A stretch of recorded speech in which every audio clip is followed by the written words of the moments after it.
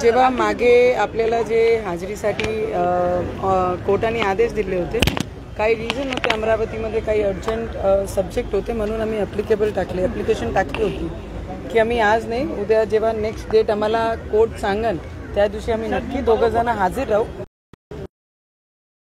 पण परत आम्हाला जेही केस आहे की आमची बेल कॅन्सल व्हावी त्याच्याबद्दल आधी तारीख होती. मी एवढंच सांगू शकते की बेल दिल्यानंतर परत सरकारला एवढा वेळ आहे आणि कुणावर एवढी श्रूड बुद्धीनी कारवाई करणार की त्यांची बेल सुद्धा रिस्पेक्ट करतो आणि म्हणून आपण इथपर्यंत आलो. आणि जर कोर्ट म्हणन की 27ला परत हाजरी राहा, 100% प्रत्येक गोष्टी जी आहे ते रिव्हेंज विचारांनी ते करत आलेले आहे आणि अजूनही तेच सुरू आहे. बेल झाल्यानंतर कोर्टाने बेल दिल्यानंतर परत ते बेल कॅन्सल, मंत्री जाऊन तिथे दर्शन घेत आहे. महाराष्ट्रामध्ये हनुमान चालीसा पाठन करणार म्हणून सांगणारे लोकांवर जर देशद्रोह लागत असेल ते कोणता चेहरा घेऊन रामलल्लाचे दर्शनाला चालले आहे? त्यांना हा प्रश्न आहे. माझं चेहरा काय दाखवण्याचा प्रयत्न करत आहे. आणि राज्यसभामध्ये जसं तोंडावर एक पडली आहे तर येणाऱ्या काळामध्ये बीएमसी मध्ये त्याच चित्र यांना स्पष्ट पद्धतीने दिसणार आहे आणि विधान परिषदची जे इलेक्शन आहे त्याच्यामध्ये सुद्धा असंच चित्र हे महाराष्ट्रामध्ये उद्धव ठाकरेजी नामकरणाचा प्रश्न अजून पेंडिंग आहे, त्याबाबत ठाकरेंनी सभेमध्ये काही म्हटलेलं नाही.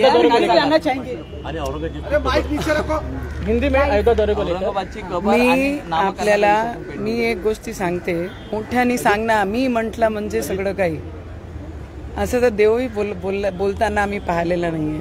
एवढे मोठे शब्द बोलणं म्हणजे त्या क्षेत्राला, महाराष्ट्राला कोणत्या पद्धतीने कुठे आपण नेत आहे ते आपण पहिले विचार केला पाहिजे. जो कागदी काम करतात, जो ग्राउंडवर काम करतात त्यांना प्रॅक्टिकली सगळं माहीत असते. मुख्यमंत्री औरंगाबाद गेले, पाण्याच्या प्रश्नावर बोलले नाही, औरंगजेबच्या कबरवर बोलले नाही, ह्याच्यासाठी बोलले नाही राज्यसभामध्ये ओबीसीचे आमदारांचे मतदान त्यांना हवे होते म्हणून ओबीसीवर कारवाई नाही, हेट्रेड त्यांच्यावर कारवाई होत नाही, औरंगजेबच्या कबरवर फूल चढ़ाण्यावर काही कारवाई होत नाही, पण हनुमान चालीसा पढ़ण्यावर त्याचा बता सकती हूँ कि जब पहले हमें कोर्ट ने आदेश दिए थे, मेरे अमरावती में था तो हमने रिक्वेस्ट किया था कोर्ट को कि आप हमें और एक तारीख दीजिए, उसमें हम जरूर कोर्ट का पूरा रिस्पेक्ट करते हैं और उस तारीख को हम जरूर हाजिर होंगे. और आज विधायक और मैं खुद कोर्ट के सामने आई, पर कोर्ट को कोई कारण के चलते समय नहीं, वो सुनवाई तो कश्मीर में जाके पढ़ें, ठीक है. हनुमान चालीसा का पाठन कहाँ करना है वो तो हनुमान जी के भक्त और रामलल्ला के भक्त जरूर करेंगे, पर आप ये बताइए कि आपके परिवार के और ये महाराष्ट्र के मंत्री और जो कार्रवाई करते हैं वो अयोध्या रामलल्ला के दर्शन करने जाते हैं और हनुमान चालीसा लेके अयोध्या में रामलल्ला के दर्शन ले गए. उनको मेरा दूसरा प्रश्न है. मैडम 20 तारीख चमत्काराची आपने 14 दिन जेल में काटा था, लेकिन ऐसे बहुत सारे लोग हैं जैसे केतकी चितले हैं, भामरे हैं, जिन्होंने शरद पवार पे एक पोस्ट लिखा, उसकी वजह से 1 महीने से जेल में है. क्या आपने उनका मुद्दा उठाया है? उठाने वाली हो रहा है मुझ पे 14 दिन किस बेस पे मुझे भेजा गया मुझे आज तक समझ नहीं आया. और देश के कोई भी लोगों को, कोई भी नागरिक को ये समझ नहीं आया कि नवनीत राणा किस गुनाह में है. कहा जाता है कि उद्धव जी मैडम 20 तारखेला चमत्काराची पवार पे आता है तो आप चुप हो जाती हैं. शरद पवार पे कटाक्ष करने की वजह से केतकी जो है वो जेल में है, वो मुद्दा आप नहीं उठाती हैं. मैंने तभी भी कहा उद्धव ठाकरे जी जो लीड कर रहे हैं, जो मुख्य रहते, उन्होंने उस पद पे रहने के ये नहीं है, उन्होंने वो पद छोड़ देना चाहिए और जो काम करते हैं उनको देना चाहिए.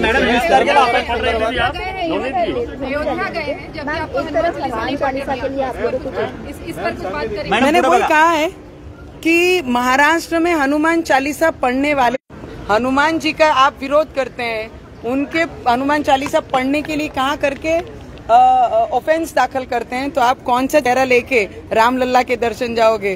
तो मुझे लगता है भगवान भी सब देख रहा है, तो उनसे थोड़ा तो डरो। नवनीत जी पिछले फ्रायडे को चमत्काराची अपेक्षा आहे काय? नवनीत जी पिछले फ्राइडे को नुपुर शर्मा के खिलाफ में पूरे देश में प्रदर्शन हुआ, महाराष्ट्र में भी, सोलापुर और मैं आपको उस सब्जेक्ट में यही बता कर रहे हैं, उन पे कार्रवाई हो रही है। वहाँ पर अपने और पराये नहीं देखे जाते। महाराष्ट्र में वो चीजें देखी जा रही हैं, ये पूरा महाराष्ट्र और देश देख रहा है। मॅडम 20 तारखेला विधान परिषदेमध्ये चमत्काराची अपेक्षा आहे काय? मला 20 तारखेला राज्यसभेमध्ये जो झटका उद्धव ठाकरेंना बसला आणि तिसरा उमेदवार जो बीजेपीचा होता त्याच्यापेक्षा कमी मतं हे संजय राऊतांना मिळाले।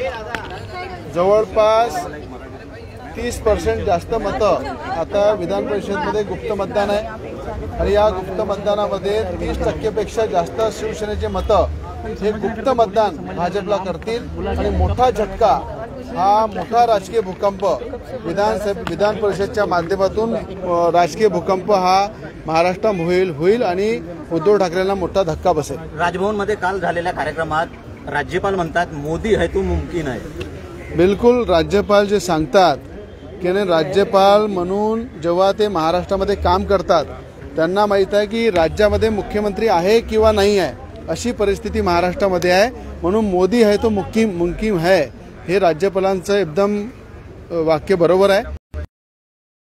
विधान परिषद असो की मुंबई महानगरपालिकेची इलेक्शन असो, मोदी है तो मुमकिन है हा रिझल्ट तुम्हाला मुंबई महानगरपालिका आणि विधान परिषदेमध्ये दिसेल। या इलेक्शन मध्ये देखील घोडेबाजारी होण्याची शक्यता ही व्यक्त केली जाते। मला असं वाटते की आपल्या माध्यमातून राज्यसभेच्या निवडणुकीमध्ये उतरवलं आणि संजय पवारांसारखा एक मावळा, जसा छत्रपती संभाजी राजे, छत्रपती घराण्यांना जो उद्धव ठाकरेजींना धोका दिला, जे छत्रपतीशी होऊ शकले नाही ते महाराष्ट्राचे काय होणार, असा महाराष्ट्राचा प्रश्न आहे। आणि त्या ठिकाणी संजय राऊतांना तिसरा उमेदवार जो माडिक आहे त्याच्यापेक्षा कमी मतं मिळाले, तर संजय राऊतांनी आपली सीट सेव्ह करून एका मावळ्याला शहीद केलं। अशा प्रकारचं खऱ्या अर्थानं वारंवार शिवसेनेच्या माध्यमातून जसं भाजपला धोका दिला तसं शिवसेनेच्या संजय पवारांना सुद्धा अशा प्रकारचा धोका देऊन त्याचा पराजय झालेला आहे। म्हणून येणाऱ्या काळामध्ये विधान परिषदमध्ये सुद्धा हा रिझल्ट मिळेल, मुंबई महानगरपालिकेमध्ये सुद्धा हा रिझल्ट मिळेल आणि चांगला झटका उद्धव ठाकरेंना राजकीय भूकंपाच्या माध्यमातून धक्क्यावर धक्के बसणार। राज्यसभेमध्ये रवी राणांची महत्त्वपूर्ण भूमिका होती, विधान परिषदेतही त्यांची भूमिका महत्त्वपूर्ण दिसली। राज्यसभेमध्ये अपक्षांची भूमिका महत्त्वपूर्ण होती, विधान परिषदमध्ये सुद्धा अपक्षांची भूमिका महत्त्वपूर्ण राहणार आहे आणि देवेंद्र फडणवीस यांच्या नेतृत्वावर विश्वास ठेवून अनेक शिवसेनेचे सुद्धा आमदार, अपक्ष सुद्धा आमदार हे भाजपला मतदान करतील। अनिल परब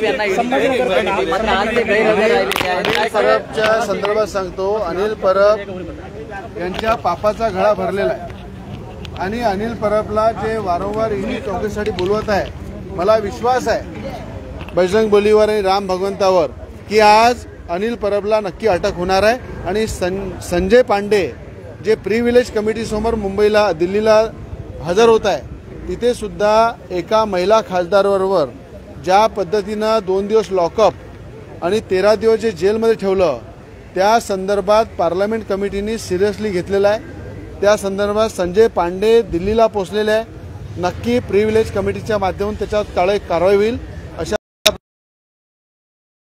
आज कारवाई होईल। आणि त्याचप्रमाणे आज ज्या पद्धतीनं कोर्टामध्ये आम्ही हजर झालो, कोर्टाचा नेहमी सन्मान आम्ही केलेला आहे आणि 27 तारखेला सुद्धा हजर राहून उद्या आम्हाला 353 मध्ये, आता 353 जे आहे हमारी बेल कैंसिल करने के लिए पूरी ताकत लगा दिया, पर मुझे लगता है कोर्ट पे हमारा विश्वास है। कोर्ट ने पुलिस का न सुनते हुए हमें 27 तारीख दी, 27 तारीख को भी हम कोर्ट का पूरा सम्मान करते हुए उपस्थित रहेंगे। पर 353 जैसा झूठ पे हमारा विश्वास है, कोर्ट हमको न्याय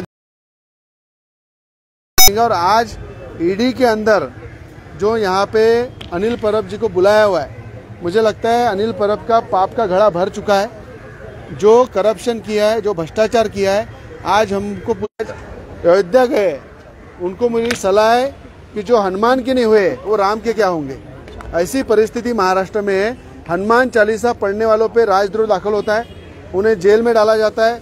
और पूरी नाटक कंपनी शिवसेना की अयोध्या जो गई है, उस नाटक कंपनी का नाटक पूरा देश देख रहा है कि हनुमान चालीसा पढ़ने वालों को राजद्रोह और राम लल्ला के दर्शन के लिए जो गए हैं, वो नाटक कंपनी को पूरी तरह से महाराष्ट्र की जनता मुंबई महानगर पालिका के इलेक्शन में और आने वाले एमएलसी में पूरी तरह से जवाब देंगी कि जिस तरह की है। और जो बताना चाहते हैं कि हम कितने राम भक्त है, और हनुमान चालीसा पढ़ने वालों को महाराष्ट्र में बोलते हैं तुम कश्मीर में जाके हनुमान चालीसा पढ़ो। हम कश्मीर के लाल चौक में हनुमान चालीसा पढ़ेंगे, पर पहला सवाल है उद्धव ठाकरे कब मातोश्री पे हनुमान चालीसा पढ़ेंगे, उसी दिन हम हनुमान चालीसा। फक्त एका सोशल मीडिया पोस्टमुळे त्यांना या प्रकरणात उच्च न्यायालयाने खडे बोल सुनावले, तो सरकारला एनसीपी की शरद पवार की मला असं वाटतंय की जेही सोशल मीडियावर जर आम्ही पाहिलं तर ट्रोल करणारे भरपूर असतात, आमच्यावर काही बोलणारे खूप लोक असतात. महिला म्हणून ते रिस्पेक्ट करत नाही त्या ट्रोलिंगवर. जर आपण पाहिलं, आम्ही स्वतः काही ट्रोल पाहत असतो आणि गुन्हेगार आहे जे पूर्ण महाराष्ट्रामध्ये खुलेआम फिरून राहिले. पण एखादा मेसेज जर कोणाच्या विरोधात केला तर मला वाटते पवार साहेबांनी हे सगळं केलं नसून पवार साहेबांचा खूप मोठा मन आहे. पण आजूबाजू जे लोक आहेत त्यांचे ते सगळे कारणीभूती त्यांनीच केलेले आहे. आणि सध्या पद्धत अशी आहे की गुन्हा एकच असतो, म्हणजे एका घटनेसाठी 17-18 एफआयआर दाखल केल्या जातात राज्यात विविध ठिकाणी. तो सुद्धा एक ट्रेंड आहे. देखील दाखल करण्यात आले. नाही आणि जेव्हापासून हे सरकार बसलेली आहे, कायद्याचं पालन होताना आम्ही लहान ते मोठे झालो पूर्ण महाराष्ट्रामध्ये आणि मुंबईमध्ये सुद्धा. आणि पण हे पहिल्यांदा पाहते की कायद्याचा दुरुपयोग आम्ही ऐकत होतो की असं होते कुठे ना कुठे, पण आम्ही महाराष्ट्रामध्ये पहिल्यांदाच पाहत आहे. या 2-2.5 वर्षापासून जेही सरकारचे मंत्र्यांवर बोलेन त्यांना अटक, जर मुख्यमंत्रीवर बोलेन त्यांना अटक, त्यांच्यावर जेल, बेल कॅन्सलेशन, या सगळी गोष्टी पहिल्यांदा महाराष्ट्राच्या लोकांनी पाहिलेली आहे. तर मला वाटतं दुर्दैव आहे आमचं की महाराष्ट्रामध्ये अशी सरकार आणि मुख्य व्यक्ती जे मुख्यमंत्री आहे हे अशा पद्धतीने पॉवरचा दुरुपयोग करत आहे. संभाजीनगर का नाम हमारे आदरणीय बाला साहब ठाकरे जी ने बहुत सालों पहले भी घोषणा की थी कि वो होना चाहिए, वो करना चाहिए. जब शिवसेना ये पद पे आएगी तो संभाजीनगर ये औरंगाबाद का नाम बदला जाएगा और संभाजीनगर ये रखा जाएगा. पर मुझे लगता है उद्धव ठाकरे जी में इतना पावर नहीं है कि वो नाम बदल सकते हैं. उन्हें अपने मतों का राजकारण वो कर रहे हैं, अपनी विचारधारा बदली है, विचारधारा बदली, पूरे महाराष्ट्र देख रहे हैं. और जिनको ओबीसी के मतदानों की गरज है, तो मुझे लगता है वो संभाजीनगर कभी भी नहीं बना पाएंगे. वो तो